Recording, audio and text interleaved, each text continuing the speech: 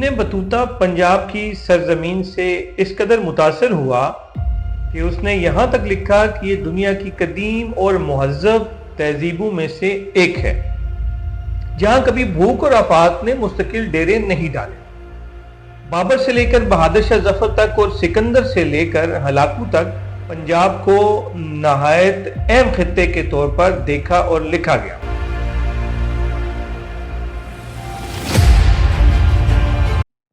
پنجاب کا لفظ ابن بطوطہ کی تحریروں میں ملتا ہے جو اس نے 15ویں صدی عیسوی میں اس علاقے کے دورہ کرتے ہوئے لکھی۔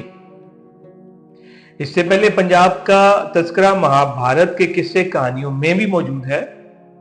اس کے علاوہ آئین اکبری میں ابو الفضل نے رقم کیا ہے کہ یہ علاقہ 2 حصوں میں تقسیم تھا، لاہور اور ملتان۔ آئین اکبری کے دوسرے حصے میں ابو الفضل نے پنجاب کو پنجند لکھا ہے۔ اس کے علاوہ مغل بادشاہ اکبر نے اپنی تذکرہ جہانگیری میں پنجاب کا لفظ استعمال کیا۔ برطانوی دور حکومت میں صوبہ پنجاب ایک بڑا انتظامی خطہ تھا۔ پنجاب کا لفظ فارسی کے پنج یعنی 5 اور آب یعنی پانی سے ماخوذ کیا گیا ہے۔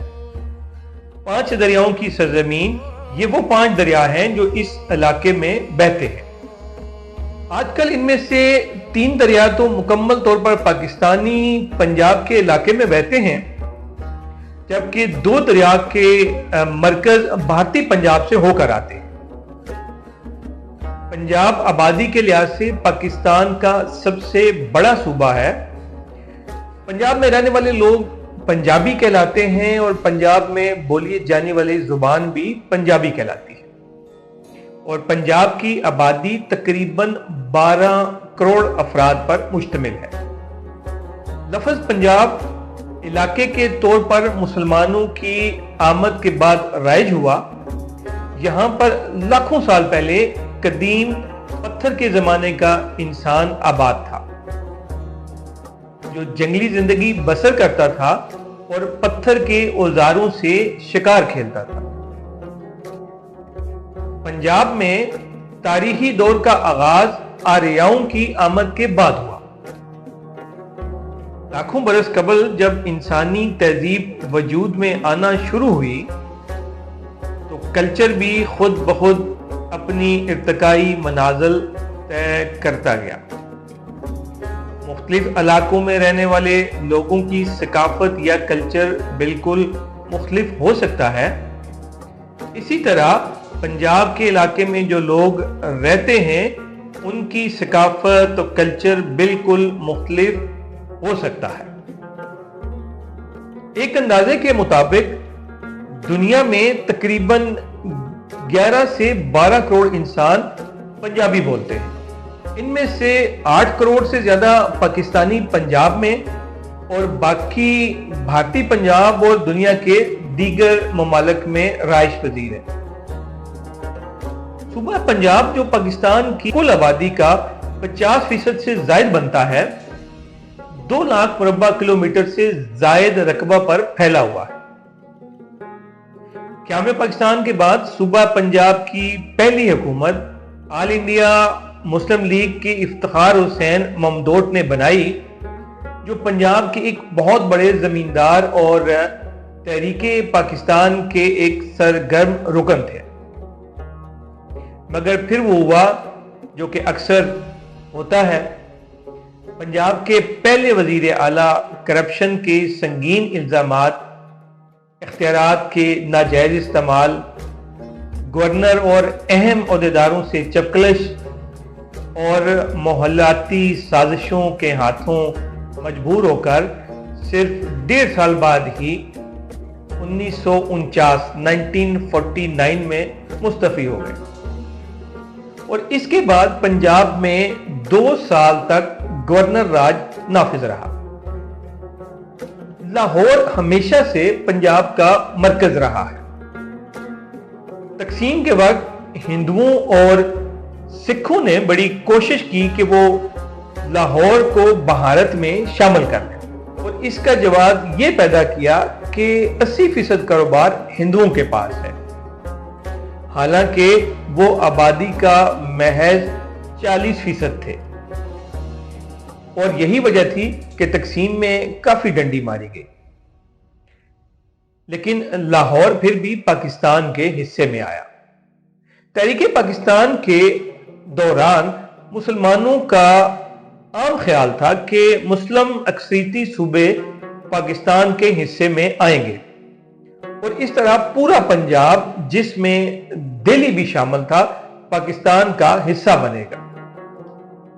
لیکن جب مسلم اور غیر مسلم کی شرط پر 1941 کی مردم شماری کے مطابق تقسیم ہوئی تو ہندوؤں اور سکھوں نے وائسرائے ہند لارڈ ماؤنٹ بیٹن کی ملی بھگت سے پنجاب کی تقسیم میں بڑی ڈنڈی ماری۔ پنجاب کا نام سن کر ذہن میں جو تصویر ابھرتی ہے وہ ایک سرسبز و شاداب علاقے کی، جہاں 5 دریا بہتے ہیں، جگہ جگہ نہریں، لہلہاتی فصلیں ہیں۔ لیکن پنجاب کی یہ تصویر قدیم نہیں ہے۔ پرانا پنجاب زراعت کے لیے نہیں جانا جاتا تھا، اور اس کے رقبے کا بیشتر حصہ غیر آباد تھا۔ جو تھوڑی بہت کاشتکاری ہوا کرتی تھی وہ دریاؤں کے آس پاس کے علاقوں میں ہوا کرتی تھی۔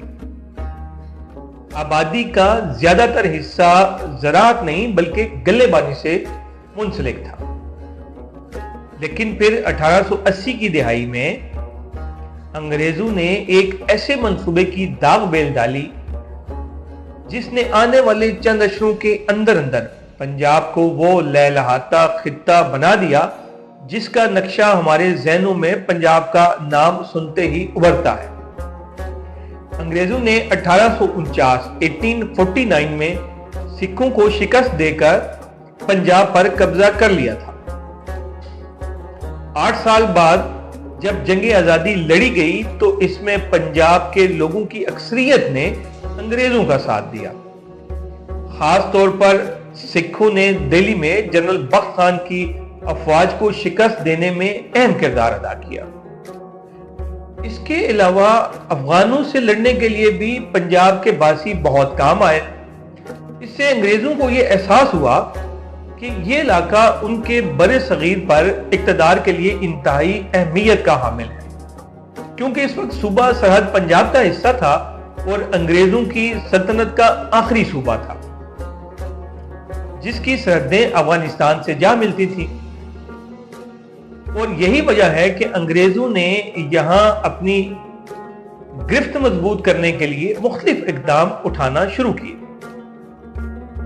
انگریزوں کی یہ عادت تھی کہ وہ مختلف خطوں کے لوگوں کی درجہ بندی کیا کرتے تھے۔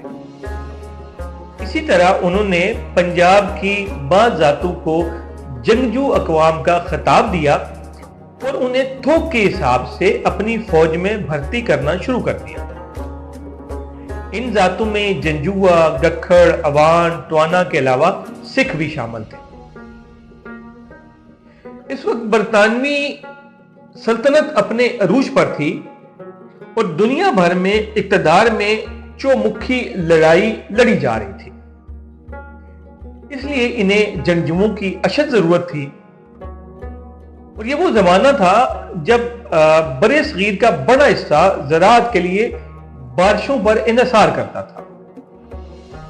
انگریزوں کو ارضیاتی سروے سے معلوم ہوا کہ اس علاقے میں نہریں آسانی کے ساتھ کھودی جا سکتی ہیں، کیونکہ پوٹھوار کے بعد ایک بتدریج ڈھلوان ہے جو سندھ تک چلی جاتی ہے۔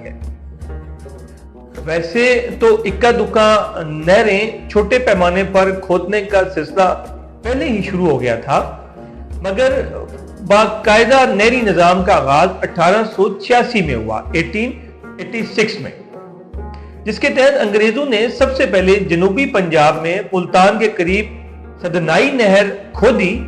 یہ صرف نہر ہی نہیں تھی بلکہ اس سے جو علاقہ سیراب ہوا وہاں دوسرے علاقوں سے 2705 کسانوں کو لا کر ان میں 1.25 لاکھ ایکڑ کے لگ بھگ اراضی تقسیم کی گئی۔ اس طرح یہ صرف زرعی نہیں بلکہ سماجی منصوبہ بھی تھا۔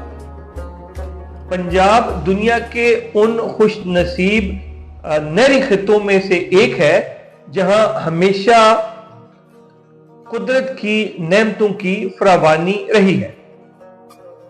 मौसम, आबो हवा, ज़रख़ेज़ ज़मीन समेत यहां हर नेमत मुयस्सर है जो तहजीब को बुनियादें फराहम करती है। आसपास के इलाकों से लोग रोजगार की तलाश में पंजाब में आने लगे। ये लोग अपने साथ साथ अपनी सकाफत और जुबानें भी लेकर आए, जिसने आज के पंजाब में भी जिंदगी के भरपूर अंदाज में अपना हिस्सा डाला हुआ।